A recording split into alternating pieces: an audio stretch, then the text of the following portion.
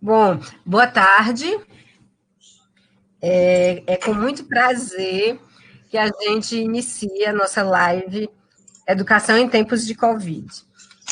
Essa pandemia que está se estendendo aí por mais de 2 meses aqui no Brasil, ela vem trazendo uma série de mudanças, né, na nossa vida, e a educação não poderia ficar de fora, na verdade, dessas mudanças, né? Talvez seja uma das que mais esteja impactada por esse momento que a gente está vivendo, e por isso a gente decidiu fazer esse momento, que vai ser um momento muito leve, na verdade, né, de um encontro entre três colegas que estão pesquisando de alguma forma a temática da educação e da pobreza, da desigualdade, e que decidiu, nessa tarde de sexta-feira, se arrumar todos para vir para esse momento. Até bem antes disso, né, desses 2 meses, muitos de nós talvez nunca tivéssemos participado de uma live antes. Né, e agora a gente começa a participar e isso fazer parte, de fato, de um momento de divulgação científica, de reflexão e de encontro. Né? Então, a gente espera que esse tempo que a gente tem agora seja um tempo muito interessante, muito instigante. Nós somos professores do Departamento de Ciências Sociais da Universidade Federal do Ceará.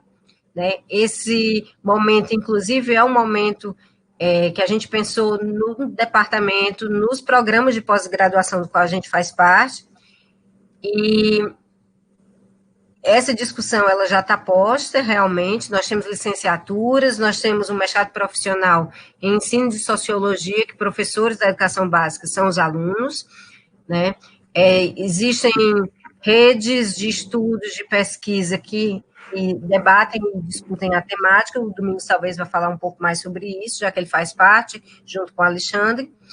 Bom, hoje a gente está aqui, né? Eu sou a Daniele Nilim, eu sou socióloga, o professor Domingos Abreu, também sociólogo, e o professor Alexandre Jerônimo, também sociólogo, os três, para debater essa temática sobre a educação em tempos de Covid-19.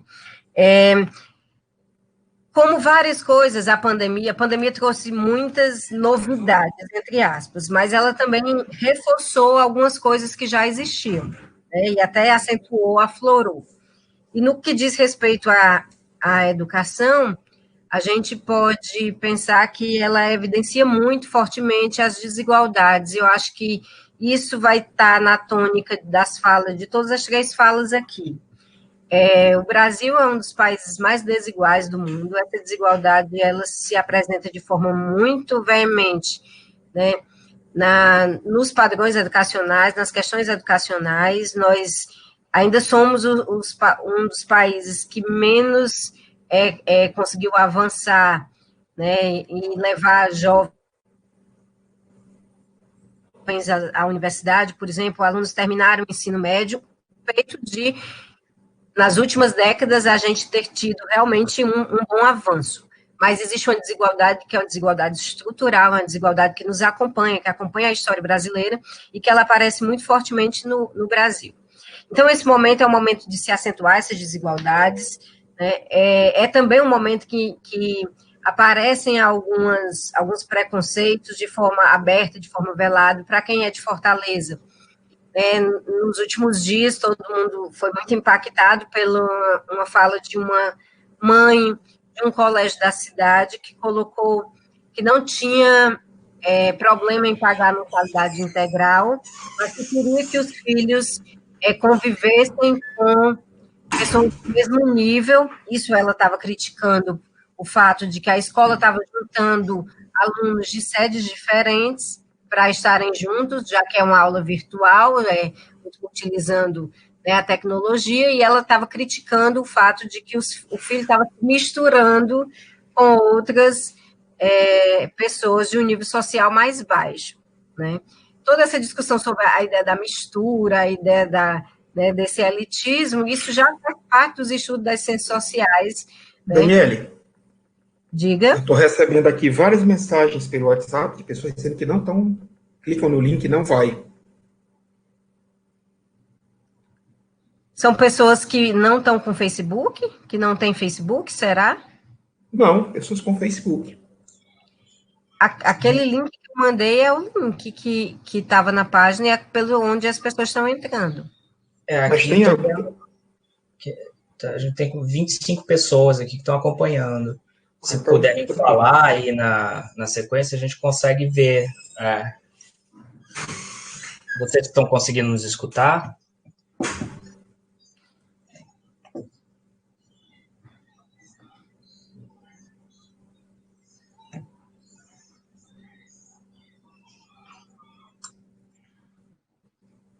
Eu não sei dizer se as pessoas estão podendo escrever no chat aí.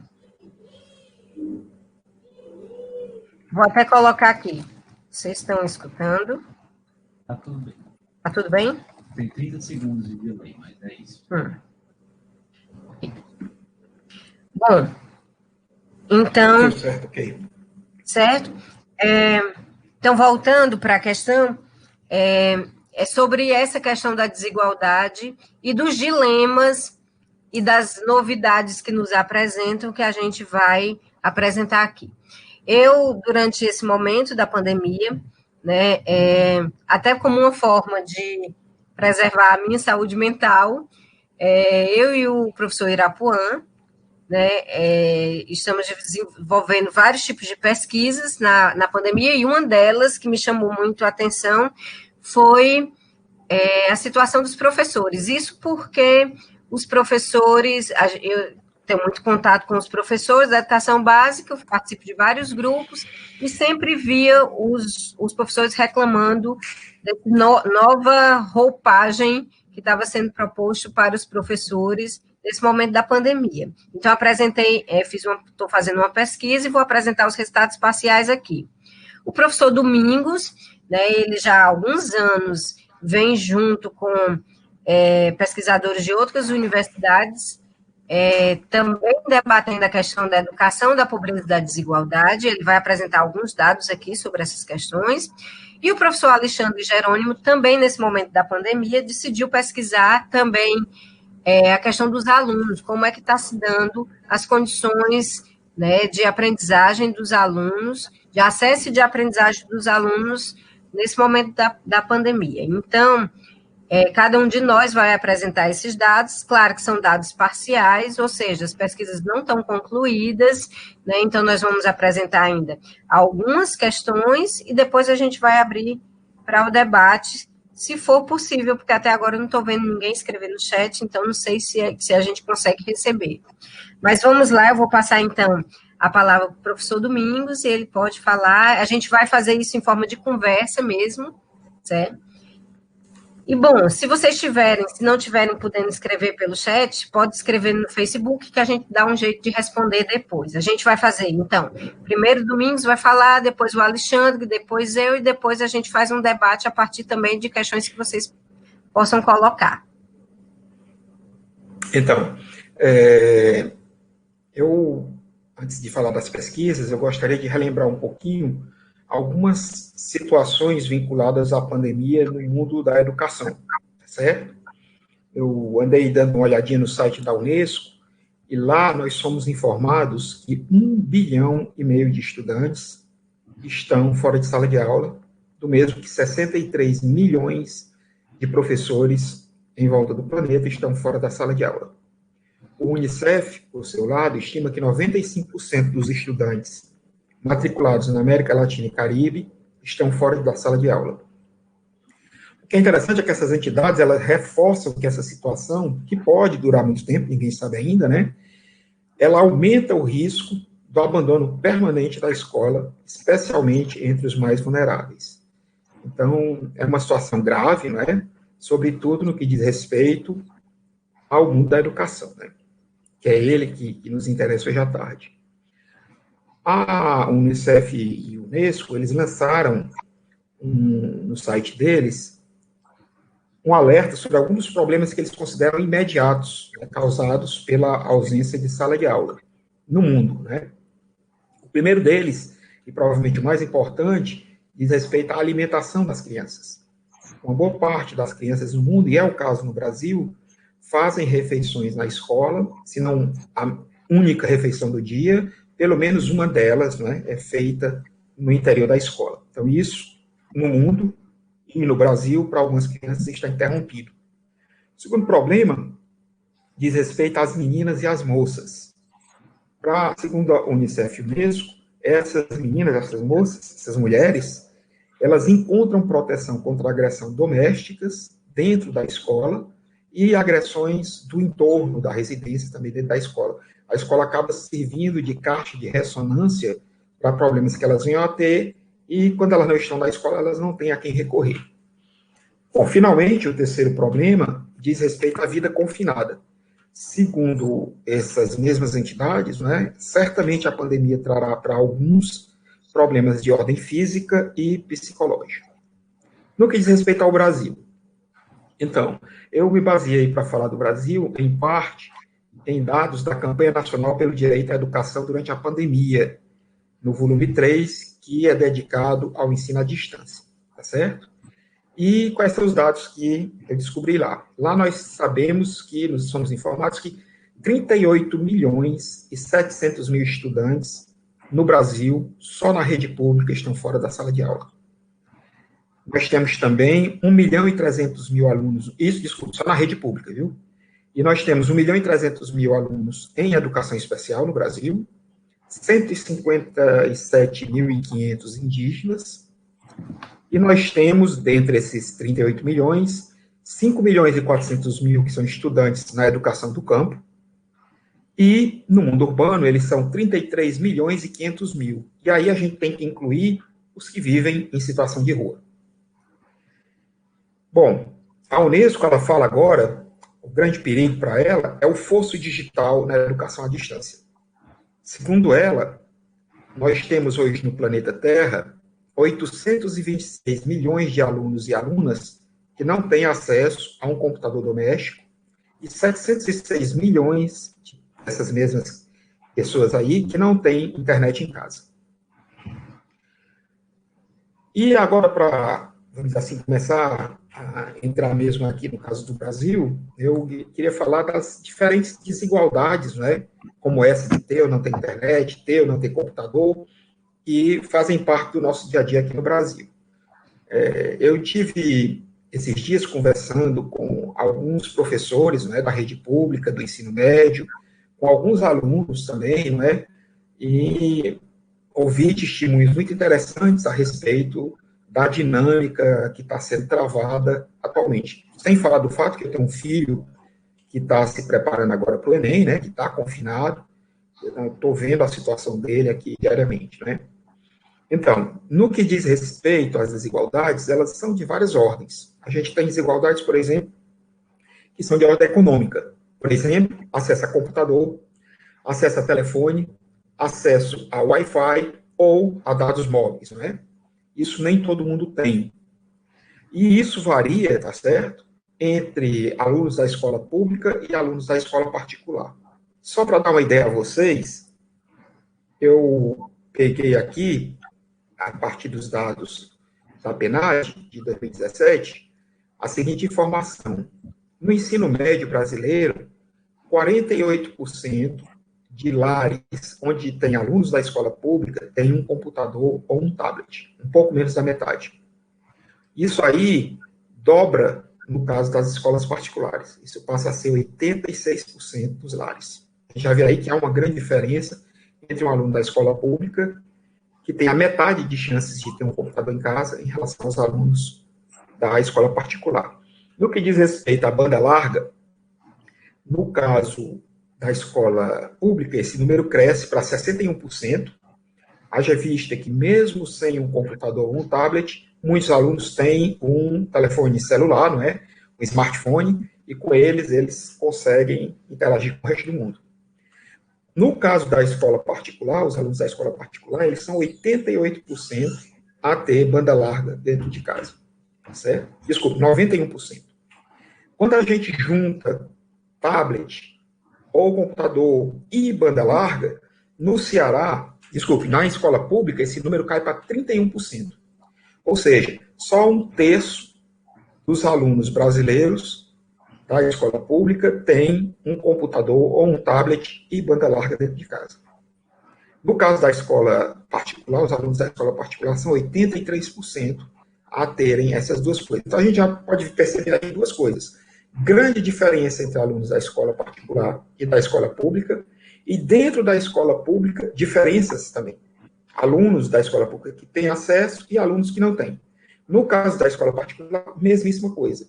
Nós temos uma parte dos alunos da escola particular sem acesso a computador e banda larga.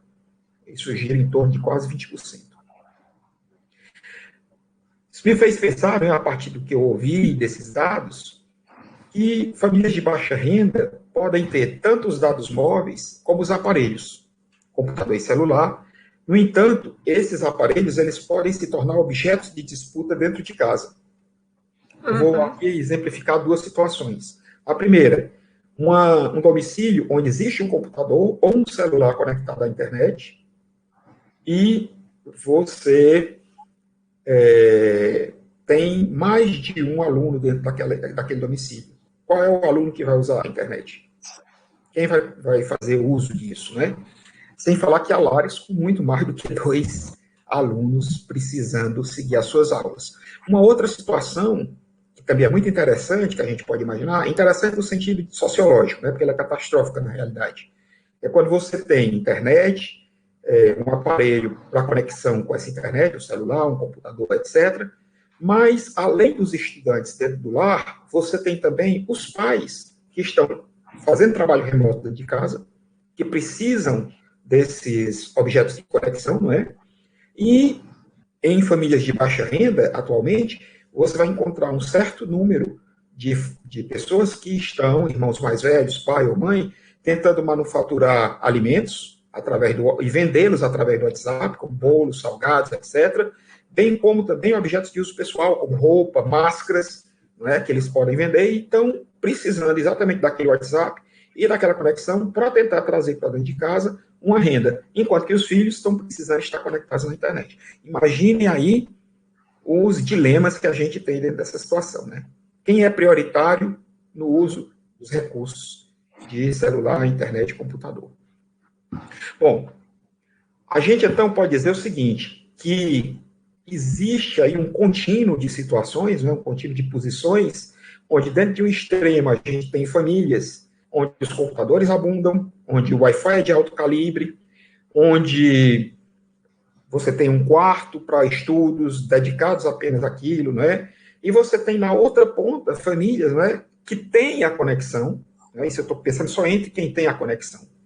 Mas essa conexão, ela serve somente para o WhatsApp. E muitas vezes a conexão se faz em cima de dados 3G. Então nós temos, entre quem tem essas possibilidades, já uma disparidade muito grande. E quando a gente coloca junto a isso uma parte muito grande da população que não tem acesso nenhum a isso aí. Então é uma desigualdade econômica muito grande, não é? E que tem um impacto sobre o acesso à educação. É interessantíssimo que isso esteja acontecendo, a possibilidade dessas crianças jovens terem acesso aí às suas aulas, mas a gente tem que se lembrar que nem todos estão conseguindo perfeitamente ter acesso a elas. Outra desigualdade são as desigualdades regionais. Por exemplo, basta a gente pensar aqui que nós temos um mundo urbano e um mundo rural. No mundo urbano e no mundo rural, as coisas são meio diferentes. Quando a gente pensa no mundo rural, por exemplo, no mundo urbano a gente já viu, né? No mundo rural, a gente sabe que tem pessoas que têm e que não têm, e mesmo entre as que têm acesso, tem economicamente a possibilidade de ter os objetos, elas se situam em regiões que não têm conexão com a internet, ou mesmo conexão para o celular o tempo todo. As conexões são fracas, as conexões caem, etc. Quando a gente pensa também em desigualdade regional, a gente pode pensar também nos estados. Eu olhei também na PNAD, os dados do Ceará, que é um dos estados que menos tem acesso, né, a esse tipo de recurso, e peguei o estado que tem mais acesso, que é o Distrito Federal. Então, quando a gente olha para computador ou tablet, no Ceará são 34% das famílias que têm isso. Isso é mais do dobro no Distrito Federal, é 72%. A internet, ela passa de 68% das famílias no Ceará para 94% no Distrito Federal. A banda larga, ela passa de 58% no Ceará para 78% no Distrito Federal. E quando a gente agrega esses dados, computador, tablet e banda larga no Ceará, nós só temos 31% dos domicílios com esse tipo de equipamento. E isso é mais do dobro no caso do Distrito Federal, que é 67%. Outra diferença interessante, mais uma vez, interessante do ponto de vista aqui da reflexão da gente, né, diz respeito ao sexo mesmo das pessoas. Muitas meninas e moças, quando não estão na escola, passam o dia em casa, elas são pressionadas pela família, pela uma parte da nossa população, pela cultura que nós temos, pela maneira que nós percebemos o papel do homem, o papel da mulher. Então, essas meninas, elas são mobilizadas para as tarefas domésticas dentro de casa. Como elas estão ali sem fazer nada, né, porque não está tendo aula, então elas são direcionadas a preparar os alimentos, a lavá-los, a passar roupa, enfim, a realizar o conjunto das tarefas domésticas dentro de casa, né? Quando elas estão na escola, inclusive, estou me lembrando aqui do que diz a Unesco e a Unicef, elas estão de alguma maneira mais protegidas, porque dentro daquele espaço existe a garantia de que elas vão ter acesso à educação. Finalmente, né, tem uma outra desigualdade aqui que eu sublinhei, que é a questão etária, né? Nós temos diferentes usuários de diferentes idades usando a internet agora nessa dinâmica. Alunos, eles são jovens, né, por definição, ou seja, é aquilo que a gente chama de nativo digital, esses meninos já nasceram com o computador, com o celular na mão, né, eles brincam com isso desde pequeno, quando tem o acesso, né, e no caso dos professores, a situação é um pouco mais complicada, né? No caso dos professores, a gente tem várias gerações, e para resumi-las, a gente pode falar daqueles que são nativos digitais, os jovens, que nasceram nesse universo, hoje em dia, dessas novas tecnologias, das TICs, né, como eles dizem, as tecnologias da informação, e que é uma linguagem que eles dominam desde o berço, praticamente. E nós temos, como eu, os imigrantes digitais, né, que não conheceram esse tipo de linguagem quando eram criança. Eu mesmo só aprendi a usar um computador, a me conectar com a internet, já com mais de 30 anos. Então, eu sou o que a gente chama um imigrante digital. E parte dos nossos professores, das nossas escolas, são imigrantes digitais. Não tem a facilidade que tem os jovens, né, a utilizar esse conjunto de recursos. Eu vou concluir essa questão da desigualdade ainda, citando aqui 3 falas que eu ouvi nessas conversinhas que eu tive com esses professores, tá certo? Elas me parecem bastante emblemáticas das diferentes situações. Conversei com uma professora nativa digital, uma jovem, trabalha numa escola pública, então ela está super confiante no que vai acontecer, ela diz que está difícil, e que eles são obrigados a se reinventar, mas que vai dar certo. Uma outra professora, ela, uma imigrante digital, que é coordenadora da escola onde ela trabalha, ela diz o seguinte, eu adotei o que ela me disse, né? Ela disse assim, quando começou toda essa história, eu, já pensando em me aposentar, com 26 anos de educação, tive a seguinte sensação, caramba, eu estava no século XX, fui jogado no século XXI. Eu fui dormir no século XX e, de repente, eu acordei no século XXI, tendo que me virar nos 30. Eu não usava essas tecnologias. Para falar a verdade, eu nem gosto das redes sociais. Eu costumo dizer, brincando, que a minha cabeça é analógica e não digital. De repente, tive que aprender e tive que usá-las. Muitos professores são jovens e não têm essas dificuldades. Mas eu acho que isso veio para ficar.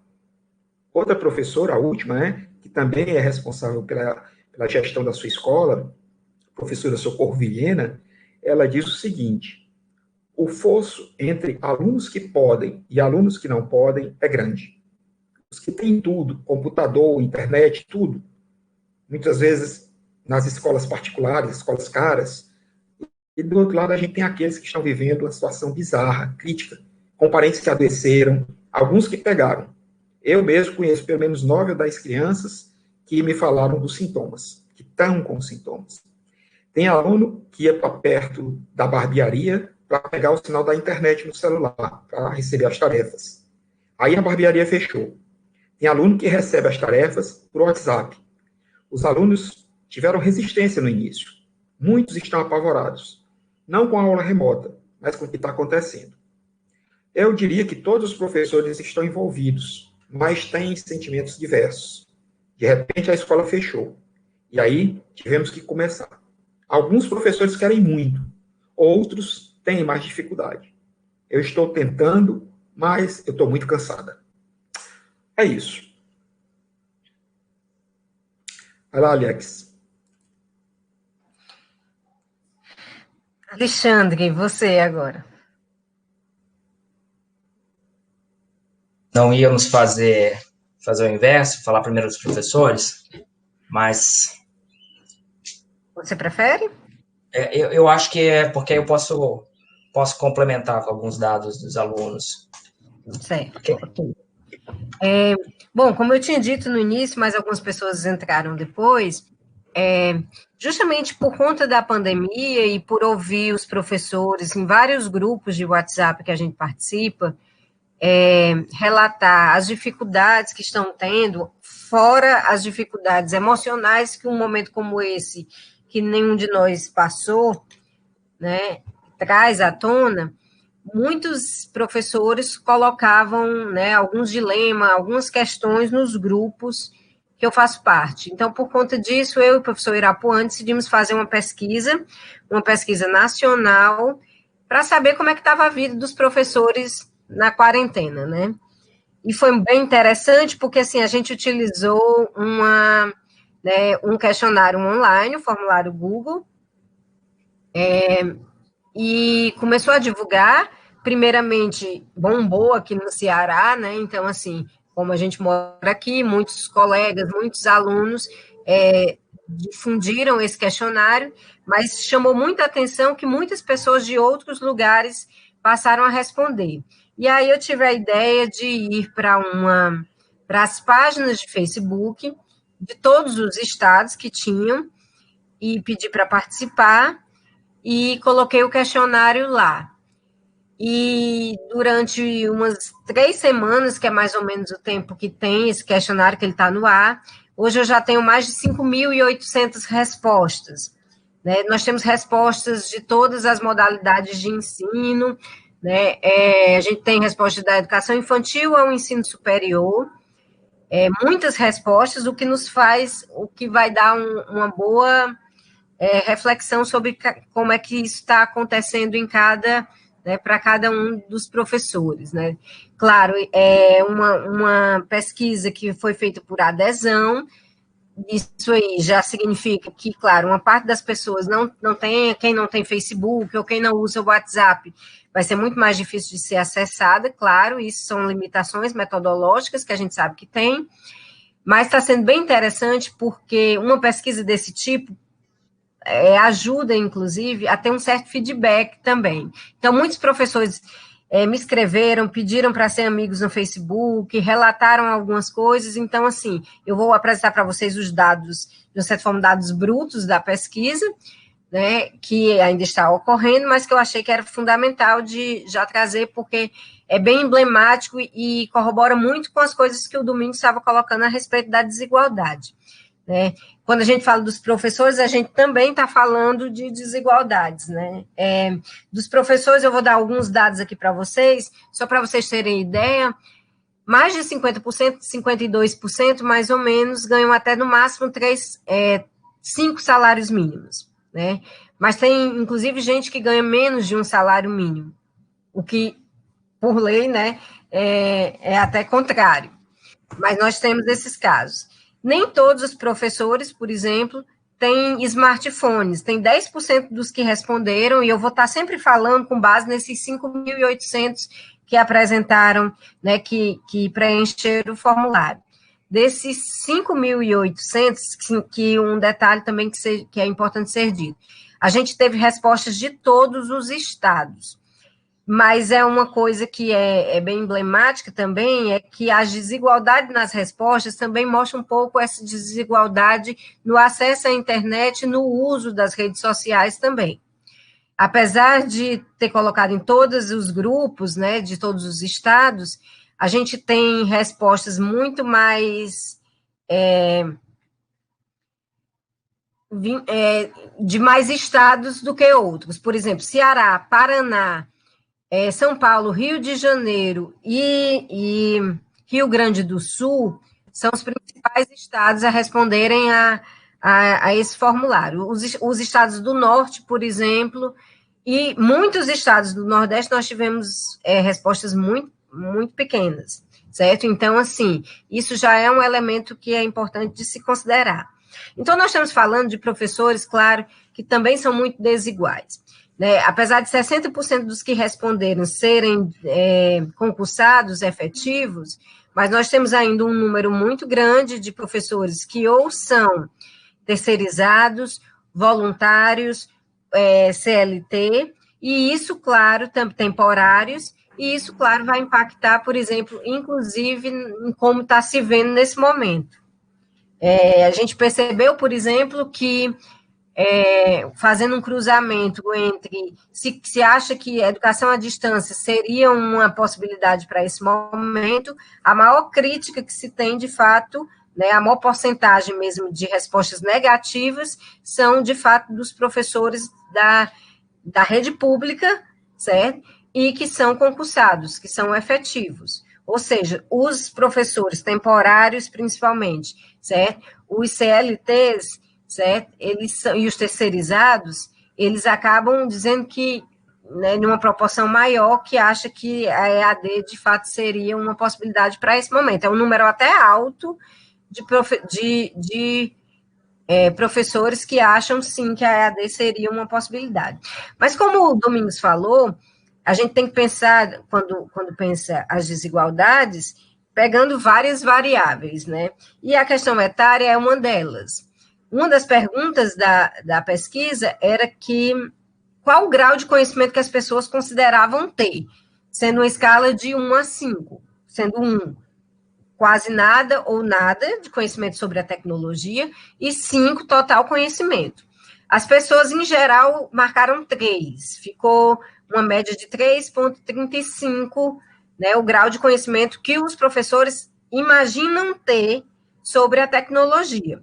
Quando a gente vai pensar isso em termos de faixa etária, você percebe realmente que a cada década que passa, o grau de conhecimento diminui mais ainda. Isso que o Domingos falou, dos nativos digitais e dos imigrantes digitais, né? Então, nós tivemos respostas inclusive de muitas respostas de professores acima de 60 anos também, certo? E respostas que iam desde menos de 20 anos até mais de 65 anos. Claro que o maior número de respostas está entre 30 a 40 anos, certo? Porque, de fato, isso aí também é confirmado pelo censo, né? O número de professores está principalmente nessa faixa etária, mas é claro que isso tem implicações. Muitos dos professores, até esse momento da pandemia, não utilizavam essa tecnologia que foi necessária. Por exemplo, hoje nós estamos aqui numa live utilizando um aplicativo que eu descobri ontem e que foram os jovens alunos do laboratório que eu faço parte, o LEPEC, que me ajudaram. Eu coloquei que estava com dificuldade, e eles foram lá e me disseram, sugeriram, me mandaram já um vídeo, um tutorial para baixar, para explicar como é que funciona.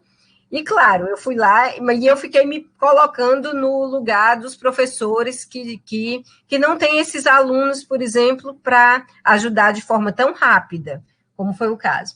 Por sua vez, também, a desigualdade, ela aparece, né? Se nós pensar nessa questão da educação à distância ou do ensino remoto, né, que não é a mesma coisa, mas, enfim, são essas duas coisas que estão postas, requer uma série de conhecimentos, certo? Uma série de dispositivos, mas também requer uma situação de né, de infraestrutura que nós não temos. Hoje, por exemplo, eu passei o dia inteiro sem internet, já desesperada, porque não ia conseguir estar aqui nesse momento. Isso é um elemento que é fundamental. Eu estou falando de uma pessoa que mora numa capital, né, e que tem uma internet residencial. Nem todos os professores, por exemplo, da pesquisa, têm internet residencial. É um número pequeno, os que não têm, claro. Os que têm planos de celular, ele é menos ainda, quase 30% dos professores não têm, um pouco mais de 30% não têm internet, plano de dados no celular. E, claro, a internet no país não é uma internet confiável, não é uma internet rápida, não é uma internet ágil, uma que a gente possa, de fato, ter certeza que vai funcionar e vai funcionar naquele momento, né? Eu recebi muitos feedbacks, né, de professores, e um que me chamou muita atenção foi de uma pessoa que mora em Brasília, né, na capital do país, e que disse que lá na escola dela, os professores têm que ratear e pagar a internet para ter internet. Então, imagina, olha a situação, nós estamos falando de professores que estão na capital do país, certo? Não estão no plano piloto, mas estão na capital do país, certo? Imagine, então, como é que ficam as populações ribeirinhas, como é que ficam as pessoas no sertão, como é que ficam as pessoas no interior, já que nós temos 5.500 municípios no país. Então, as desigualdades regionais, elas aparecem de forma bastante evidente também. E aí, eu vou dar também alguns dados para que vocês tenham ideia, né? 90% dos professores têm smartphone, 89% têm notebook, só 23% têm PC, e 16% tem tablet. Lembrando que esses dados são todos dados da pesquisa, não são os dados do censo, certo? Foram dos respondentes. 5.800 professores responderam, né? Mas essas diferenças, elas são muito gritantes mesmo quando a gente começa a ver os dados separadamente. 59% relataram que estão trabalhando mais do que antes, certo? Então, uma porcentagem, inclusive, grande de pessoas que dizem que estão trabalhando mais de 12 horas por dia ou mais de 5 dias por semana. A pandemia, ela trouxe essa realidade, né, de você ter que se adaptar, como o Domingos relatou aí, né, dos professores, ter que se adaptar rapidamente, inclusive, a aprender novas tecnologias, usar novas tecnologias, plataformas que você não conhecia e que você passou a ter que usar, né, e principalmente tentar encontrar uma forma de motivar os alunos, que é uma coisa que depois o Alexandre deve tocar, né? Não é a mesma coisa estar em sala de aula, todos nós somos professores, sabemos o quão importante é a interação, né, o quão importante é o feedback, é olhar, né, no olho a olho, né, os professores, isso acabou sendo uma realidade muito tocante, porque muitos deles, por exemplo, nunca tinham feito um vídeo, muitos deles nunca tinham participado de uma live, né? Pelo contrário, 17% dos professores disseram que nunca tinham feito nenhuma das atividades que eu coloquei lá como opção. O que os professores, em geral, faziam antes eram PowerPoint ou Press, né? Slides, portanto, colocar algum texto em plataforma ou algum tipo de reunião já virtual. Mas todas as outras coisas, de gravar vídeos, né, de fazer outros tipos de atividades, ou fazer uma aula virtual, né, isso os professores, de fato, não faziam. E isso acabou fazendo com que eles se sintam, de fato, muito pressionados. Só 30% deles consideram que as instituições não estão cobrando que eles realmente façam atividades, né? Então, Daniel, um dos garotos que eu entrevistei, ele vai dizer exatamente isso que você está falando. Ele diz, eu tenho saudade da escola, porque lá a professora sabe ensinar. Quando ela vai para a videoaula, ela não sabe fazer. Eu tenho a impressão que ela está insegura, eu tenho a impressão que ela não sabe. Porque é isso, né? O fato de você ser professor pressupõe um grau de conhecimento sobre algumas coisas, mas quase nunca ou nunca a gente pensou numa possibilidade dessa, de ter que usar esse tipo de tecnologia e usar e ser natural, né? agir de forma, entre aspas, natural nesse momento, né? Muitos professores, por exemplo, podem ser tímidos, mas no contato com os alunos, na interação, né, na sala de aula, com tudo que tem, né, de bom e de complicado, a aula consegue fluir. Outra coisa é você assistir a aula, né, o professor falando, mediado por uma máquina e com muito menos interação do que se tinha anteriormente mesmo. Então, isso muito provavelmente vai acontecer com muitas pessoas. Alguns professores que dão show, entre aspas, né, utilizando a plataforma por uma série de motivos, eles não vão conseguir fazer da mesma forma. E, claro, professores são pessoas, e como tal, nesse momento, também tem uma série de outras obrigações em casa, né? Não necessariamente, por exemplo, o professor tem um lugar tranquilo, como esse aqui que nós estamos, que a gente está podendo falar sem ser interrompido, falar sem ter que brigar com o filho, com o cachorro, enfim, com o marido, certo? Então, assim, nem todos os professores têm as condições estruturais que são necessárias para você conseguir se concentrar e pensar e elaborar raciocínios, ou seja, não é de fato tão simples assim mesmo, né? Então, isso faz com que os professores estejam se considerando muito cansados, muito exaustos. Daniele, outra coisa que eu achei interessante no que diz respeito às aulas a partir de casa, né? A gravação do vídeo, na verdade, é que alguns professores que eu entrevistei vão dizer que não é o fato da aula que incomoda, é o fato da privacidade deles ter sido invadida. Ou seja, eles são obrigados a filmar a própria casa e nem sempre eles têm um espaço com livros atrás, como você, ou eu, ou o Alexandre, para fazer essa mise-en-scène, né, do intelectual, etc. Muitas vezes a casa dele é pequena, mora com outras pessoas, tem crianças correndo, cachorro latindo, e isso incomoda. É a privacidade deles que, de repente, foi exposta, malgrado eles. Eu quero até tocar nesse assunto ao final, porque ainda tem um outro elemento, certo? Sobre essa questão da privacidade. Depois eu volto a ele, mas é isso que você disse mesmo. Então, assim, 30% dos professores, por exemplo, estão trabalhando mais de 5 dias por semana.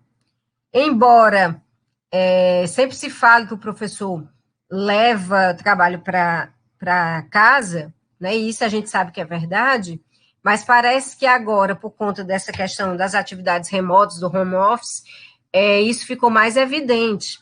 Muitos professores relatam, inclusive, de que os chefes, os coordenadores, não levam em consideração, por exemplo, os horários, pedem coisas em horários inadequados, certo? Não entendem que existe um horário comercial, que existe um final de semana e que eles acabam tendo que trabalhar o tempo inteiro. Fora todas as outras atividades, inclusive lives, que os professores acabam assistindo nesse momento também, ou sendo, de uma certa forma, instigados a assistir.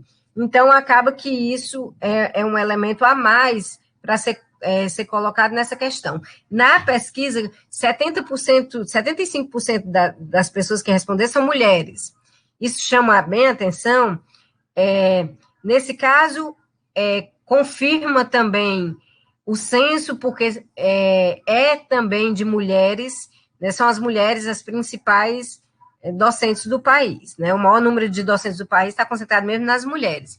E aí vem outros elementos de desigualdade. Nesse momento também, que as pessoas estão em casa, as mulheres, elas também são as que fazem as tarefas domésticas principalmente, né? Já vários estudos mostram isso, como, né, há uma desigualdade, de fato, na divisão do trabalho doméstico, e então as professoras não ficam, né, fora disso, pelo contrário, elas acabam tendo que trabalhar, né, em casa, tendo que fazer as atividades do colégio e pensar em como ir aprender essas coisas e aprender para ontem, né? Então, assim, é uma sensação, de fato, muito, muito grande. Então, assim, para não me alongar muito, eu queria dizer que, assim, tem diferenças também em relação às atividades que os professores fazem. Claro, as diferenças têm muito a ver também ou com, né, o nível de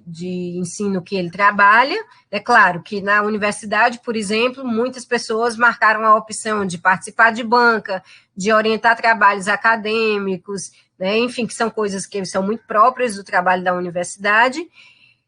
Já no ensino fundamental, educação infantil, se marca muito planejar as aulas, mandar as tarefas para os alunos, orientar os alunos nas plataformas, e também tem diferenças em relação a essa questão, né? Então, é diferente, né, de professor de nível para nível também, certo? Uma coisa que eu queria falar ainda para vocês é que a gente perguntou, né, o que é que eles... qual é o sentimento que os professores estão tendo nesse momento, certo? E aí eles disseram, a gente colocou várias opções de sentimentos positivos e negativos em relação a esse momento, e foi muito evidente como esse momento está mexendo, né, está impactando muito negativamente mesmo a saúde dos professores, certo? Só para que vocês tenham uma ideia a respeito dos sentimentos, deixa eu só abrir aqui para vocês. 76% dos professores disseram que estavam se sentindo ansiosos. 68% estão se sentindo... 64% estão se sentindo com apreensão, certo? 46%, por exemplo, estão sentindo irritação, certo? Esse momento está causando irritação. 68% dizem que estão esgotados, que estão cansados, né? E 58% estão se sentindo com medo, estão se sentindo amedrontados. Tinha outros sentimentos como tristeza, preguiça, certo? Desânimo. E aí, tinha também os sentimentos positivos, né? Paciência, calma, disposição, serenidade. Mas é impressionante como todos esses outros sentimentos, certo? Tem uma diferença de pelo menos 50 pontos percentuais aí, o que mostra que como os professores estão. É bom que a gente relembre, né, que essa categoria é uma categoria muitas vezes, né, maltratada. Ela é maltratada pelos governos, ela é maltratada no salário, ela é maltratada pela sociedade, e diferentemente, por exemplo, nós estamos vendo uma campanha, inclusive, bem bonita, saudando os profissionais da saúde, que merecem todo o respeito, realmente, por tudo que estão fazendo nesse momento, mas nós não estamos vendo esse mesmo tipo de campanha para os professores, né? E os professores, então, assim, a gente tem sempre uma situação muito ambígua, né, quando se fala em professores. Ao mesmo tempo em que a gente vê, inclusive na internet, muitos memes, muitas falas dizendo que vocês mereciam ganhar muito mais, inclusive de mães, principalmente, ou de pais, que agora, nesse momento, estão tendo que ensinar para os filhos ou acompanhar mais de perto os filhos no que diz respeito a essa questão educacional. E aí a gente vê uma série de pessoas até colocando essas questões positivas, de como os professores são heróis, são guerreiros, certo? Como eles são... como é incrível que eles consigam dar conta de tantos alunos assim, se os pais mesmo não conseguem dar conta de 2 ou 3, mas a gente não está vendo um clamor, de fato, social, né, para louvar o trabalho que os professores têm e o desempenho e o desejo de contribuir que os professores realmente têm. Então, assim, é uma categoria que realmente, não à toa, está tão cansada. Tem todos os motivos, de fato, para estar. E aí eu queria, só para terminar, para não me alongar mais, falar sobre essa questão da privacidade que o Domingos tocou. Além de todos os elementos que são super complicados nesse momento, e antes de até de falar sobre o que eu queria falar, eu queria lembrar uma coisa. Há poucos anos nós tivemos uma reforma do ensino médio, que traz novos elementos para a escola, para o ensino médio, sobretudo, que traz a questão da educação à distância como uma possibilidade real. Nós sabemos que muitos grupos educacionais, muitos grupos empresariais tiveram um papel fundamental na aprovação dessa reforma, que não era a reforma que os professores queriam, certo? Não eram as reformas que realmente possibilitariam, né, que a gente pudesse, através da educação, minimizar ou diminuir as questões da desigualdade, né, das possibilidades, inclusive, de ascensão, de mobilidade social. E a gente sabe que, não à toa, muitos professores estão com medo, inclusive do que pode vir por aí, porque realmente essa questão do ensino à distância, ele vai aparecer com força depois desse momento, e nós não sabemos até que ponto esses grupos vão influenciar, e principalmente o governo vai acatar, né? Não sabemos a força que nós teremos, inclusive, para poder ponderar, para poder pensar sobre todas as questões que significa, né, ter isso como uma política realmente cotidiana na escola. Até então, a gente via que tinha muita resistência, né, e se falava, inclusive, apesar de ter sido já aprovado, se coloca para os estados a possibilidade de os estados pensarem isso, como fazer isso e se vão fazer, depende das condições regionais também, mas agora, por conta da pandemia e agora do fato de que as escolas estão utilizando todas essas possibilidades, essa discussão ela vai aparecer com mais força nos próximos anos. Certo? E isso realmente nós precisamos ficar muito atentos, porque a gente precisa, no mínimo, fazer um bom debate sobre o que significa ter isso num país que é tão desigual.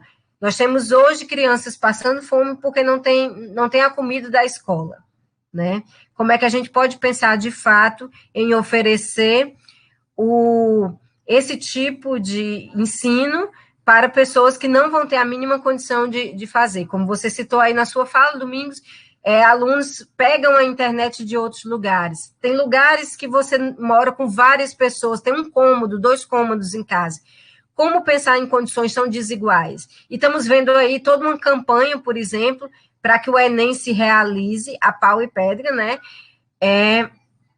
A gente sabendo que isso, de fato, vai favorecer a um público que já tradicionalmente vem sendo favorecido por uma educação que é dual e que é desigual, como é a que a gente tem.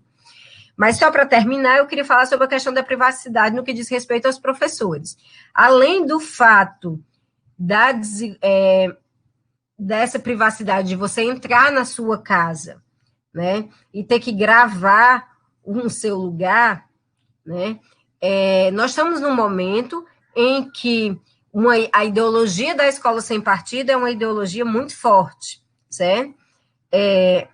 Já temos toda uma discussão de que não pode se gravar professor em sala de aula, alguns deputados defendendo que pode ser gravado sim, certo?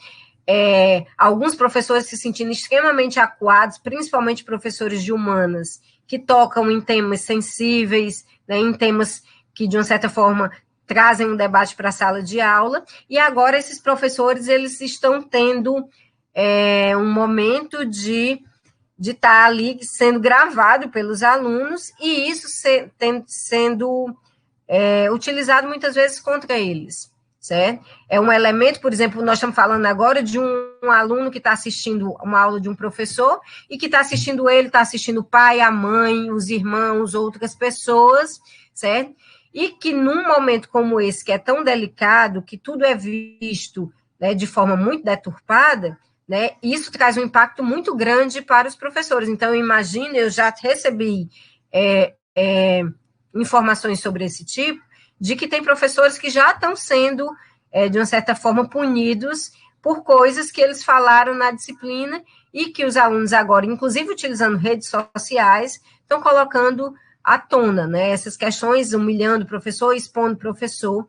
Então, é um elemento a mais para a gente pensar, além de todas as questões estruturais, emocionais, de tempo, dificuldades cognitivas, todas essas outras questões ainda se interpõem essa outra, que para os professores é um tema, de fato, extremamente sensível, porque diz respeito à questão da autonomia, do respeito, do conhecimento, do amor ao saber, que está sendo jogado no lixo com ideologias como essa do Escola Sem Partido.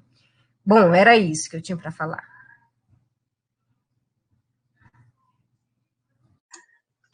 Legal, muito bom, Dani, Eli, Domingos, todos que estão acompanhando aí. Esse é um debate muito, muito rico, né? A gente está aqui tangenciando algumas das questões mais graves, né? E eu faço coro com os colegas a respeito das principais, né? Assim, diante de tudo que nós estamos vivendo, é impossível não pensar na importância do fator escola, né? Pensar, antes de se pensar nas atividades de ensino e de aprendizagem remotas, a gente precisa lembrar qual que é o lugar da escola nesse nosso modelo de sociedade. Se alguém acha que é possível imaginar uma estrutura social como a nossa num país das proporções do Brasil, ou em qualquer sociedade contemporânea, sem a instituição escolar, isso é quase como se fosse um delírio, né? Não só em termos de aprendizagem dos conteúdos escolares, mas a socialização inerente à instituição escolar, a inclusão na vida social, política, na vida econômica, ela passa, de fato, pela escola, e os pais, eles têm só uma pequena experiência do que seria tentar, mas essa tentativa de se fazer o ensino em casa, ela é incondizente com o que é possível se fazer na escola, né? E uma das 5 mensagens do relatório do desenvolvimento humano de 2019 é que nós estávamos vivenciando a eclosão de uma nova geração de desigualdades, isso que o Domingos e a Daniela têm mostrado, né? Principalmente com a divergência nas capacidades avançadas, o acesso à tecnologia, o acesso a esses meios, ele faz parte dessa nova geração de desigualdades que se amplia. E aí, no relatório, até 2019, a gente falava, o relatório indicava que, apesar dessa nova geração de desigualdades, que vai tomar proporções que nós não temos ainda dimensão do tamanho, do impacto dela na desigualdade global, né? Apesar disso, havia uma convergência nas capacidades básicas. O que os dados estão nos mostrando, assim, inicialmente, com a pandemia, é que, além dessa nova geração de desigualdades, nós estamos retomando antigas desigualdades e antigos fatores. Um deles que eu acho que nos parece que está vizinhando, quer dizer, já é forte, né, mas a vizinha com mais assombro é a questão da fome, né? Então, isso é realmente muito grave, e o acesso das crianças às escolas e tem tudo a ver com isso, né, das crianças, dos jovens, dos adolescentes. Eu fui convidado aqui pela Dani e pelo Domingos para participar dessa conversa, mas para falar um pouquinho dos dados que eu e um colega, o Williams, também somos integrantes do LEPEC, e estamos coletando também dados sobre os estudantes, mais ou menos na linha do que a professora Daniele tem feito com professores, nós estamos fazendo com os estudantes para pensar nas relações deles com os meios tecnológicos e com as possibilidades de ensino, aprendizagem remotas, né, à distância. Eu acho que um tema que foi tocado aqui, que que tem mexido muito com os estudantes, né, a insistência, a persistência do Ministério da Educação na manutenção do Enem, né. Circulou uma propaganda recente do ministro, do atual ministro da Educação, falando que o Enem era uma competição, que ele não era um instrumento para promover justiça social.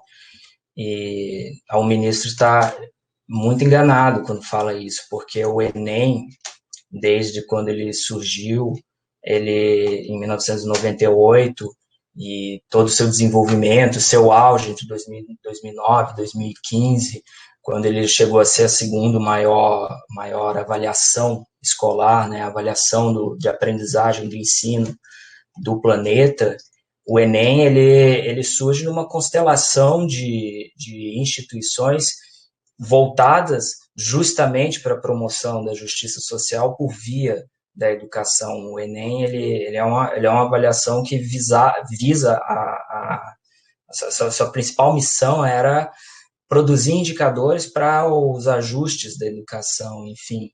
E ele traz o seu próprio sentido se se insiste em realizar nesse contexto em que nós vemos que, na verdade, ele serviria nesse instante justamente pelo contrário, né? Ele serviria para promover uma exclusão muito grande. Então, eu gostaria de passar rapidamente os dados. Acho que eu vou conseguir partilhar a tela aqui. Eu gostaria de partilhar, vamos ver se dá certo isso aqui. Aparecendo. Nós estamos realizando, então, uma pesquisa com estudantes de todos os níveis, da educação básica ao ensino superior, sobretudo o ensino médio. Agora, nossa intenção é ampliar os dados aqui para o Ceará. Eu já vi que teve uma contribuição recente aqui do pessoal da SEDUC, então nós estamos alcançando uma boa quantidade de estudantes. A tela está aparecendo certinho aí, Daniela?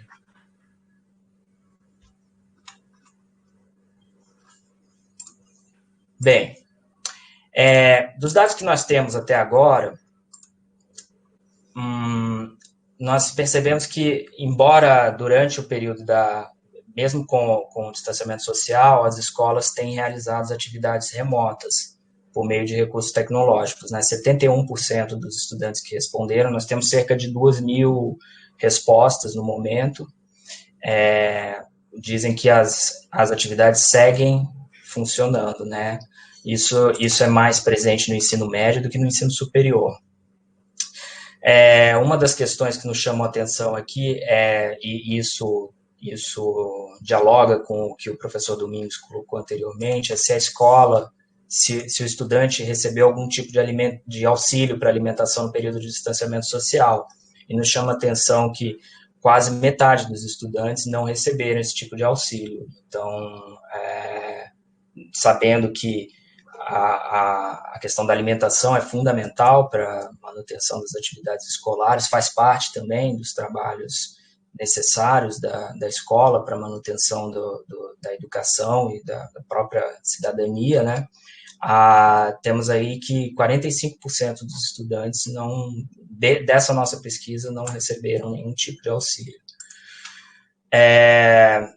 As atividades que as escolas estão tentando realizar são aulas ou atividades remotas, né?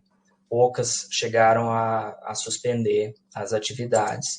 Essas aulas elas são remotas, elas são ou sincrônicas, né? Que elas estão acontecendo ao vivo, como a gente tenta fazer nas lives, ou gravadas, né? A maior parte delas são gravadas. Nas universidades, a gente vê que há um maior número de estudantes que tiveram as atividades suspensas. Isso, assim, nos indicia a entender que as universidades ainda têm um pouco mais de autonomia para manter ou não as atividades, né? Perguntamos o que os estudantes mais têm feito durante o período de distanciamento social, e aqui aparece... tenho ficado assistindo séries, filmes no YouTube, tenho ficado bastante nas redes sociais, ouvindo música, realizam atividades domésticas, 62% deles têm realizado leituras, ficam vendo televisão, né? E essas têm sido as principais atividades durante o período de distanciamento social. Quais recursos tecnológicos os estudantes dispõem? A maior parte deles, 97% dos que responderam, né? Claro, todos eles que responderam têm algum, ou pegaram emprestado para responder, a maioria tem algum meio, né? A maioria dos estudantes usa os smartphones, né? É o principal veículo aí que dispõe para acessar as atividades remotas. Desse total, desses 97%, é interessante perceber que ele é o principal instrumento tanto para alunos do ensino médio quanto do ensino superior, mas no ensino médio são poucos os alunos que têm notebook ou computador pessoal. Já desses que responderam que, lembrando, é uma coorte bem específica, né? Então, há de se pensar que as atividades elas devem ser tratadas como atividades que são para o smartphone, né? Isso limita um bocado. Dos que responderam, 93% dos estudantes têm conexão da internet residencial, 66% contam só com planos de dados e 3% responderam que tinham internet gratuita, né? Então, esse dado ele nos indica que a gente não tem esse tipo de internet disponível, né? 75% dos pesquisados não haviam participado ainda de atividades remotas antes do período de distanciamento social. Então, isso é tudo muito... Então, se é novidade para os professores, no sentido de pensarem quais são os meios, quais são as metodologias, as práticas possíveis, né? O que dá, o que não dá para fazer. Para os estudantes também é algo muito, muito novo, apesar da questão geracional, a gente vê que boa parte deles, mesmo esses que responderam, nunca haviam realizado nenhum tipo de atividade como as atuais, né? Nós fizemos também uma pergunta semelhante à que a professora Daniela e Irapuan fizeram, né, sobre a relação, mas aí não numa escala, né? Nós deixamos assim, qual que é a relação, como cada um avalia a sua relação com os recursos tecnológicos e softwares, né? 57% dos estudantes disseram que têm facilidade para utilizar esses recursos e 22% disseram que podem aprender a utilizar, só 16% acham que têm dificuldades para utilizar. 70% ou quase 80% dos nossos pesquisados afirmaram que têm estudado durante o período de distanciamento social. É um número expressivo, mesmo com tudo que tem acontecido, né? Quanto tem estudado durante o período de distanciamento social? Aí a gente começa a verificar os impactos, né, do isolamento nas possibilidades de aprendizagem, né? 50% menos de 5 dias, só 28% 5 dias por semana e 20% mais de 5 dias por semana. Perguntamos se eles têm conseguido se comunicar com as instituições, seja a escola ou seja a universidade, também tem esse problema, né? Com quem falar, né? Como estabelecer esse contato. E 70% sim tem conseguido, e 30% não tentou, e cerca de 5% não consegue falar com a instituição. Nós perguntamos se algum professor buscou contato com os alunos, os professores têm feito esse esforço, né? Então, aqui a gente vê que quase 80% dos estudantes que responderam disseram que sim, os professores buscaram algum contato, e aí nem sempre necessariamente para a realização das atividades da disciplina, às vezes o contato é só para saber como estão, se está tudo bem, se tem recebido alguma informação da escola, enfim. Quais são os meios que os professores têm utilizado para entrar em contato? Então, a gente fez com esse levantamento, a gente verificou que o WhatsApp é a principal plataforma de contato, seguida pelo e-mail, e depois pelas plataformas próprias das instituições. E aí, claro, quando a gente fala das plataformas das instituições, aqui normalmente nós estamos falando das plataformas das universidades.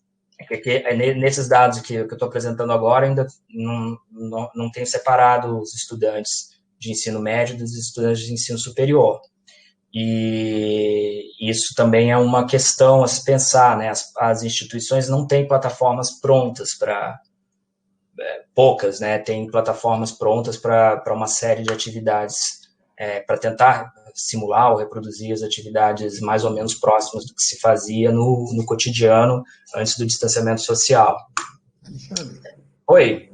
Aqui no Ceará, o governo do estado, ele fez uma parceria com o Google, né? Então eles estão usando uma plataforma chamada Google Suite, que, enfim, é a plataforma que a gente está utilizando aqui no estado.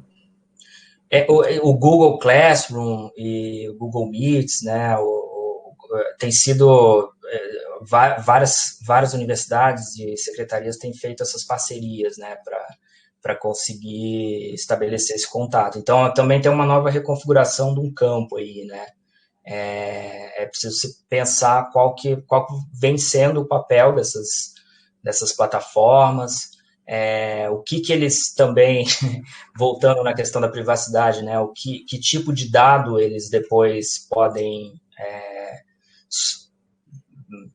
tomar contato, né, e depois podem querer usar, a gente sabe bem que esses dados, eles têm um valor no mercado, né, eles têm valor eles podem ser passados, né. Que tipo de atividade os professores que entram em contato das disciplinas têm passado para os estudantes? Então, a gente vê aqui que o que mais aparece são exercícios. Esses dados, é claro, eles estão mais voltados para os estudantes do ensino médio. Textos em PDF, livros também são passados, vídeos, em terceiro lugar, aulas online, só já aí 43%, aulas tentativa de uma realização de aula ao vivo, né? Então são outras modalidades, né? Tem professores que têm passado pesquisas para os estudantes, webconferências, fóruns, aí áudios, apenas 11%, né? Podcasts, esse tipo de recurso, palestras 4%.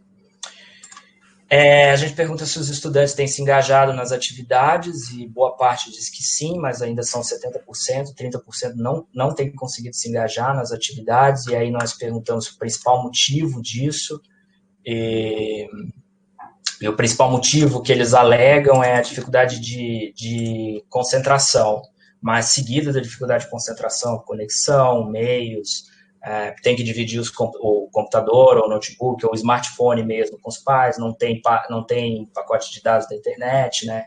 Enfim, são diversas as razões para não adesão, né?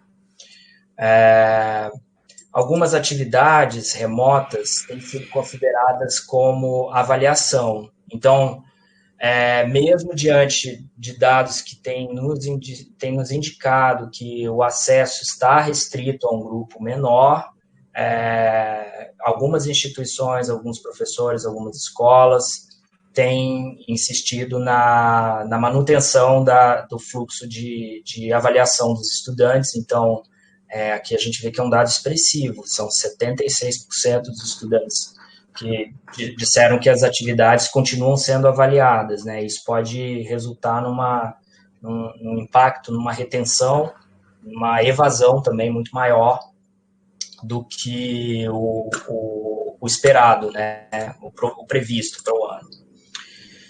Se eles consideram as atividades remotas como uma possibilidade de ensino, aprendizagem e avaliação para situações de distanciamento social, 66% disseram que sim, né? Que essas atividades devem ser consideradas, elas são importantes, devem ser mantidas, e 33% disseram que não.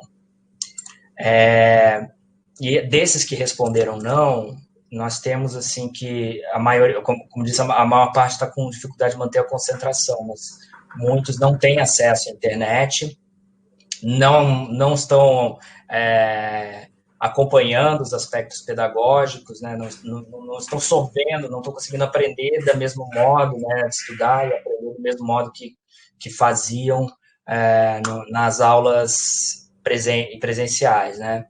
Como eles avaliam a aprendizagem por meio das atividades remotas? 69,2% confirmaram que aprendem menos do que no ensino presencial. 10% não saberiam avaliar, 15% aprendem do mesmo modo que no ensino presencial. E uma parcela menor, cerca de 5%, aprendem menos, acha que aprende até mais do que no ensino presencial.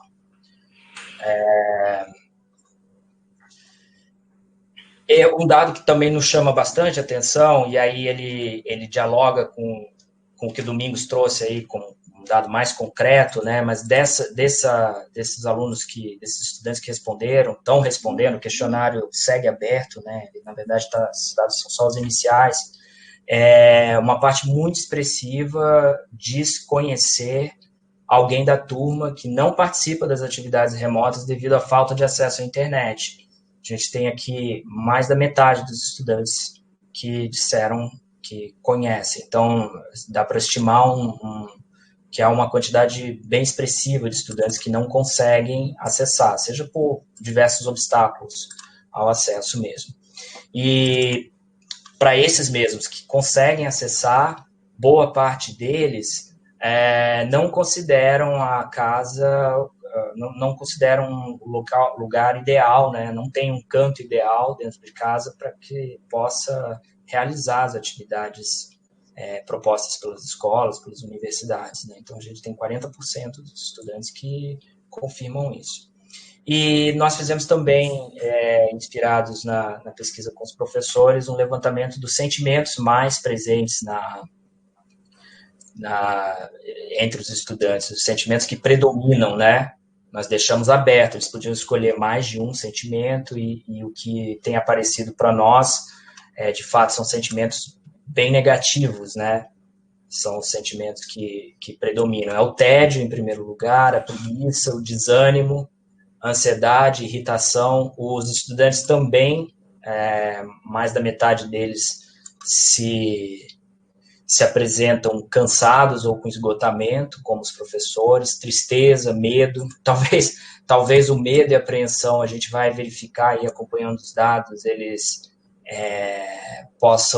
talvez eles ampliem aí com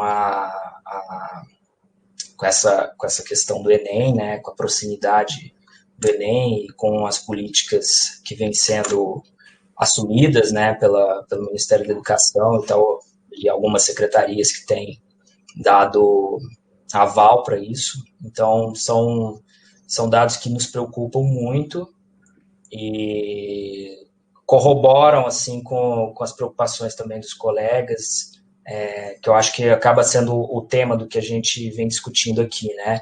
A reprodução das desigualdades, a ampliação das desigualdades no contexto da pandemia, né? São certas decisões que, pelo menos no campo da educação, elas afetam diretamente no problema da desigualdade social. Alexandre. Sim, sim. Só para ilustrar esse último elemento dos sentimentos, né? Eu recebi um videozinho de um aluno da professora Socorro Vilhena, e ele dizia o seguinte: os dois sentimentos que eu tenho, o primeiro é de felicidade, porque eu estou em casa com meu pai, com minha mãe, com meus irmãos, finalmente a gente está junto o tempo todo.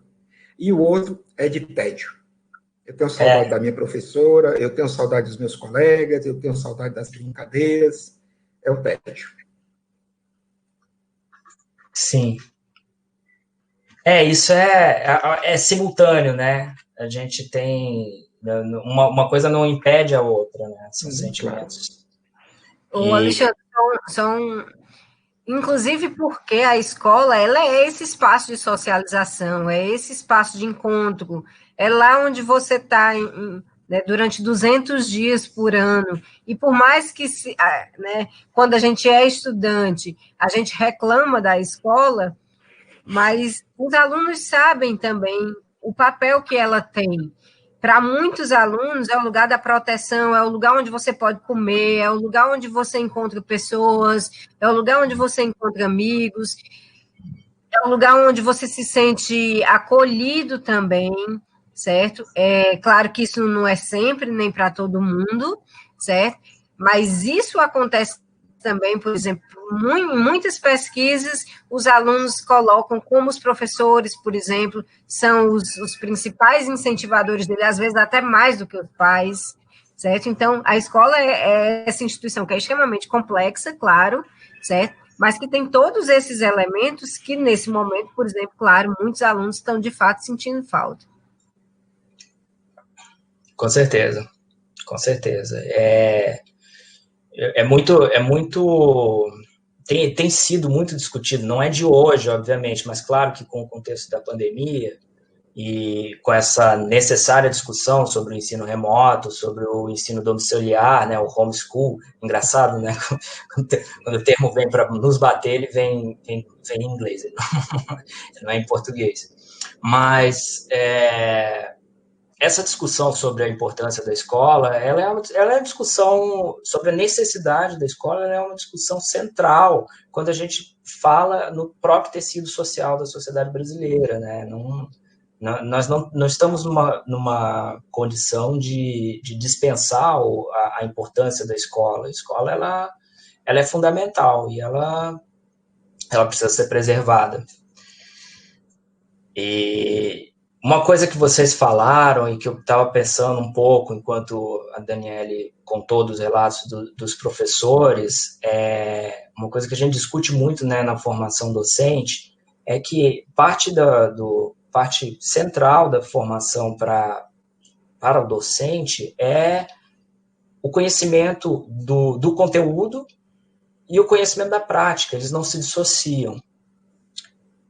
E esse conhecimento da prática do ensino remoto, ele não existe ainda, né? Ele está sendo engendrado, né? Esse conhecimento de prática que se desenvolve em sala de aula, a importância da autonomia da sala de aula, a importância da copresença, isso tudo a gente não tem resposta, né, pronta para isso.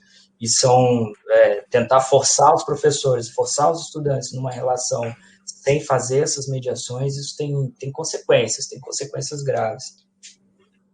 Daniela, eu estava pensando também naquela informação que você deu, que os professores concursados, eles apoiam menos, por enquanto, o ensino à distância, que os seletistas e os substitutos. E talvez fosse interessante você cruzar essa informação com a idade desses professores, porque provavelmente os professores concursados sejam mais velhos do que os professores seletistas ou substitutos. Talvez valesse a pena você ver se a explicação passa também por aí, né? Não sei.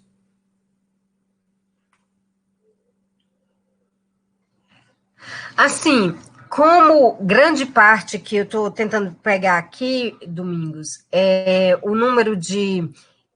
essa pesquisa, como é por adesão, né? Ela de fato tem umas não necessariamente está bem atrelada também ao censo. Nós tivemos um número muito alto de professores que responderam e que são jovens. Então, assim, a parte que é mais velha, de fato, é um número que, embora seja um bom número, assim, mas em termos...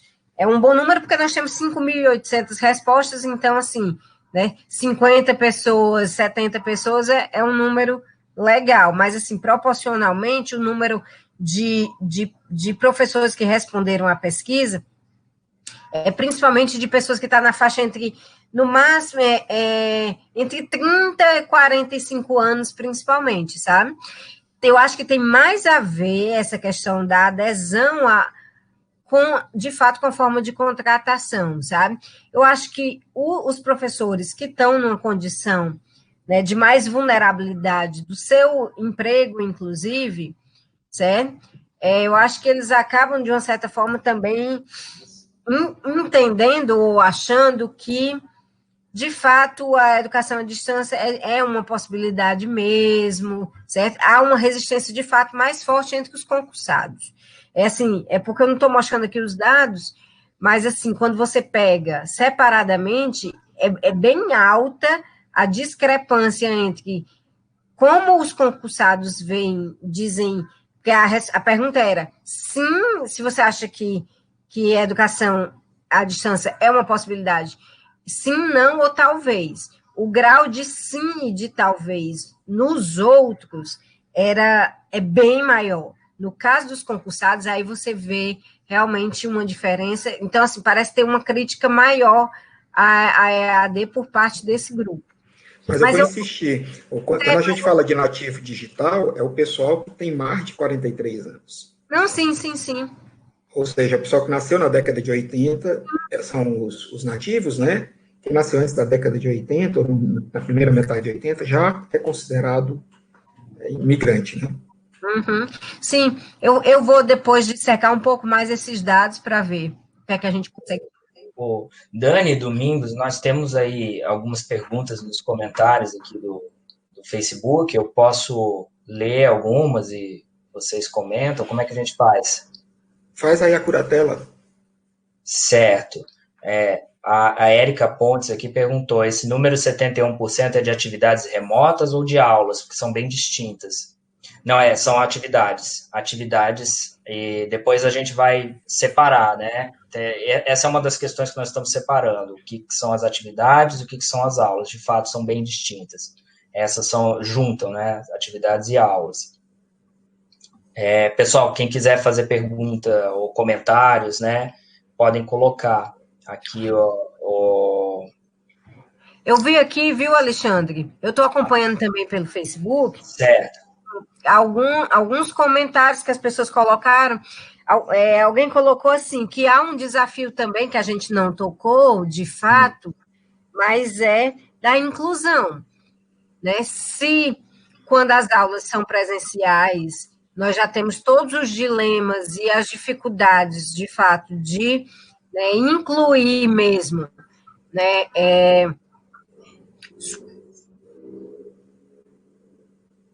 surdos, cegos, alunos com dificuldades cognitivas, com deficiências de vários tipos, né?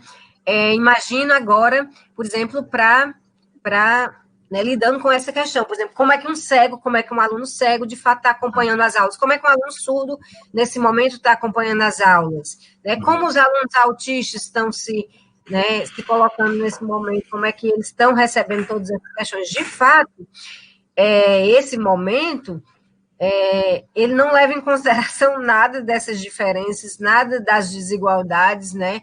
E nada das dificuldades que já se tem normalmente, né? Então, assim, você parte do pressuposto de que as pessoas vão ter todos esses acessos e que cabe ao professor estar lá em sala de aula, motivando, mobilizando os alunos, sem levar em consideração todos esses elementos. Alguém colocou aí e é verdade. Isso torna mais complicada ainda a questão. Com certeza. São desigualdades potencializadas e múltiplas, né? Variadas. Aí há um peso maior para a desigualdade do acesso à internet, né? Que já era uma desigualdade, já era um fator de reprodução de desigualdades educacionais, agora ela é ampliada para esses outros elementos também, né? A Érica aqui comentou que a SEDUC possui uma plataforma professor online e aluno online. As outras plataformas são privadas, há de se saber sobre a privacidade dos dados. A gente passa um pouco, né, sobre essa discussão da privacidade e da liberdade, mas isso também é um tema, né, da segurança dos dados, né? Agora isso vai ser fundamental também nós discutimos, né? Quem está assistindo às aulas, quem tem acesso a isso. Também a desigualdade entre interior e capital, né? O Domingos passa por aí, o pessoal tem comentado isso, né? A disposição da internet, né? Alguém colocou aqui que os professores, nesse momento, ainda também estão lidando com ameaças de demissões, de redução de salário, todo um elemento, por exemplo, agora, professores de escolas particulares, né, que foi aprovado, por exemplo, aqui no Ceará, redução de mensalidades, e a gente sabe que isso vai impactar, de fato, na vida do salário dos professores, dificilmente os donos de escolas não vão não vão repassar essa redução para o salário dos professores.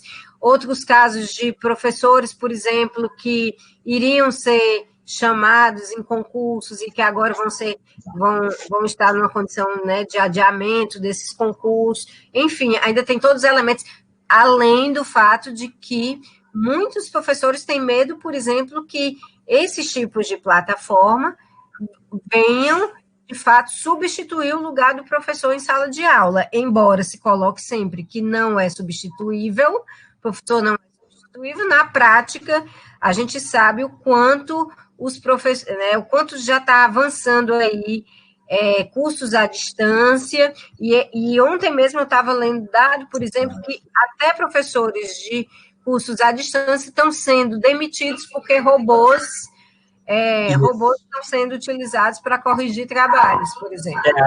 A figura do tutor, né? Do tutor à distância, faz a moderação e os conteúdos são disponíveis. Bem, as universidades particulares já têm avançado muito. O Tony Ramos aqui, a Márcia disse aqui que meus estudantes falam muito das crises de ansiedade, trocaram o dia pela noite, tem muita dificuldade para organizar uma rotina, assim como nós. A gente tem que pensar também na questão da saúde dos estudantes e dos professores e um outro tema que a gente não toca, né? A questão da disciplina dos horários, né? O ritmo do dia, a jornada, o que era matutino, vespertino, isso tem sido um problema também, né? São muitos fatores. Tem também... colocaram aí, né, reforçar essa questão também da questão da exposição, que os professores agora estão muito mais submetidos, e foi relatado aí que tem alguns casos que as escolas, de uma certa forma, pressionam o que o professor tem que dizer, né, um certo script que ele tem que seguir, certo, nas aulas online, ou seja, tirando, inclusive, a autonomia que os professores precisam ter, né, que é algo que, de fato, nos últimos tempos está batendo demais nessa ideia de que todo mundo pode se meter no que os professores têm a fazer. A Isabel chamou atenção para uma coisa aqui, Isabel de Assis, que essa possibilidade de uma maior adesão de professores temporários às diretrizes de ensino pode ser também vinculado ao fato dos concursados correrem menos risco de serem demitidos ao falarem mal, a crítica, né? A questão da estabilidade, né? Enfim, realmente, claro, né? Isso é grave, né? A gente tá todo mundo mais à deriva, né? Em todas as posições, né? Enfim, professores, há algum posicionamento da SEDUC quanto à possibilidade de extensão do isolamento? Domingos, está sabendo alguma coisa? Eu não...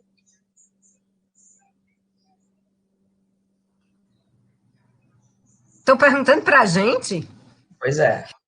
Bom, eu imagino o seguinte, as escolas, muito provavelmente, elas serão uma das instituições mais vai demorar para voltar, né? Porque, assim, eu vejo uns vídeos lá acho que é da Coreia do Sul, da China, sei lá, né? E, assim, todo o protocolo de segurança e de saúde que eles têm para, de fato, terem voltado à sala de aula, né? E a gente fica tentando imaginar isso aqui no Brasil, né? Que não seria minimamente aquilo ali. Até porque nós temos, inclusive, discursos muito discrepantes pelo presidente, todos nós estaríamos dando aulas, né? Mas a escola é um lugar de extrema aglomeração, né? As salas de aula são espaços que são salas de aulas quentes, são salas de aulas que não são arejadas, são salas de aulas que têm muitos alunos, né? Então, assim, pensar em voltar é, de fato, muito difícil. Eu espero profundamente que os governos tenham sensibilidade, os governos estaduais tenham sensibilidade para entender que, na verdade, não dá para se voltar assim tão facilmente, certo? E que tem implicações de saúde, certo? Muito fortes em voltar. Mas tem outras questões, né? Que eu vou colocar também. Como se vai voltar? Quando, enfim, tudo isso diminuir ou acabar, como é que vai se voltar? Se os professores agora já estão se colocando, e os alunos também, né, estão cansados já, né? Porque, assim, embora o Luciano Huck tenha dito, por exemplo, que os alunos da escola pública estão de férias, depois ele teve até que se retratar, a gente sabe que isso não é verdade, então todo mundo está muito esgotado emocionalmente. Como é que vai voltar realmente isso? Né? Essa ideia de achar que esse ano, né, ele é possível, talvez não tenha lugar de fato na realidade. As pessoas estão esgotadas, a saúde mental, claro, muito abalada, não tem como não estar, nós estamos vendo, né, a morte se aproximar cada vez mais, isso é muito impactante, pessoas perdendo parentes, amigos, né? Então, assim, não é simples voltar. Então, essa questão do cansaço, mas também uma outra questão. Durante muito tempo, as escolas, elas se confrontam muito com essa questão das tecnologias. O celular em sala de aula, por exemplo, não é possível e tal. E agora, né, tem uma outra realidade se colocando por conta da pandemia, mas que não dá para a gente achar que, pronto, a pandemia acabou, então vamos voltar exatamente para o que era antes, apagar tudo isso que a gente viveu agora. Vai ter implicações isso aí. Como é que vai ser? Eu acho que é um pouco a fala daquela professora que eu entrevistei, né? Eu acho que nós todos acordamos no século XXI agora. Assim, daqui para frente, assim, está provado que é possível. Algumas coisas são possíveis que nós não imaginávamos viáveis, né? Então, assim, eu acho que foi colocada aí no arco dos professores e dos alunos, né? Um aumento de possibilidades. Eu acho que aí vai depender aí da sabedoria, né, dos professores, dos alunos, dos pais dos alunos, dos diretores de escola, dos governos federais, estaduais e municipais, de bom senso, né, na medida de uso dessas novas tecnologias, que sem dúvida são importantíssimas. Eu estava vendo ali, mais uma vez, como eu falei, eu vi os relatórios da ONU e da Unesco, e do Unicef sobre isso, e em muitos países, essa é a única alternativa possível, né? E eles colocam, inclusive, dentro da dinâmica de ensino à distância, duas ferramentas com as quais nós não temos pensado, né? Que são duas coisas que realmente todo mundo tem em casa, que é a televisão e o rádio. Inclusive, a SEDUC aqui do estado do Ceará está usando a televisão para as crianças, que parte das crianças que não têm acesso à internet possam ter as aulas pela televisão, pela TVC, antiga Canal 5, né? Então, isso também existe, e é uma possibilidade. Queria, inclusive, colocar uma questão a mais também. Nesse momento, claro, é um momento que ninguém sabe muito bem o que fazer, né? Então, tomou todo mundo de surpresa, ninguém nunca imaginava que isso seria possível, de fato, né? Nós não imaginávamos que a gente estivesse, por exemplo, 2 meses dentro de casa, certo? Hoje eu até me arrumei para vir para a live, fazer 2 meses que eu não me arrumava, certo? Ninguém imaginava isso, de fato, né? Então, assim, é uma situação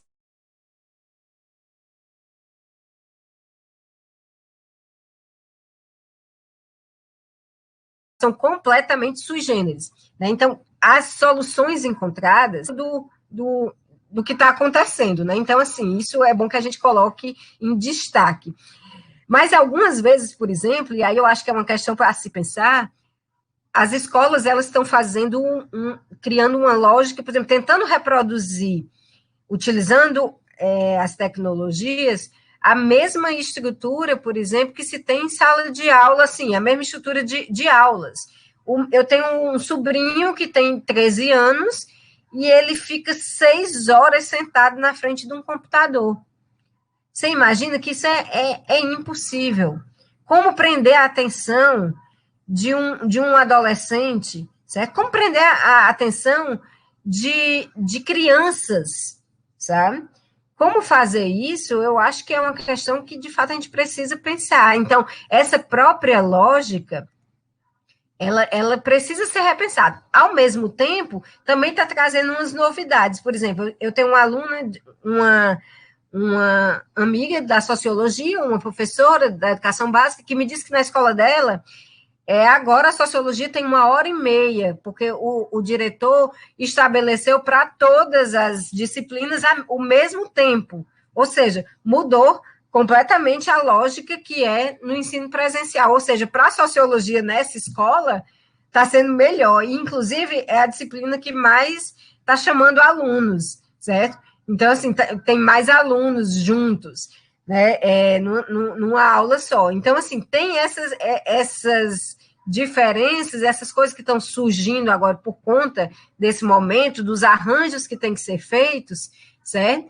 Que depois tudo isso tem que ser repensado mesmo, né? Quando voltarem às aulas, certo? Será que aquela lógica de aula que nós temos hoje é uma lógica correta? É a melhor lógica que existe, né? Então, seria também uma possibilidade da educação se repensar, né? Essa coisa de, pronto, sair de fato do século XX e entrar no século XXI, aproveitando o que tem de bom o século XXI. Por exemplo, agora nós estamos, né, aqui numa rede que tem muitas pessoas, né? No Brasil tem mais de 100 milhões de pessoas no Facebook, né? Essa live está sendo transmitida, por exemplo. Eu já vi comentários aqui de professores de outros estados. Isso, por exemplo, é uma coisa maravilhosa. Imagine se a gente estivesse fazendo uma palestra na universidade, que isso não seria possível. Nós temos pessoas aqui assistindo do interior, certo? Gente de outros estados assistindo, que não seria possível, de fato, da forma presencial. E isso, por exemplo, é um ganho maravilhoso. Formas de divulgar e de discutir, né, utilizando o que a tecnologia tem de bom. Nós não podemos permitir que a tecnologia nos domine a nossa vida, né, e que a gente não tenha, por exemplo, possibilidade de influenciar as ações. Essa é a questão.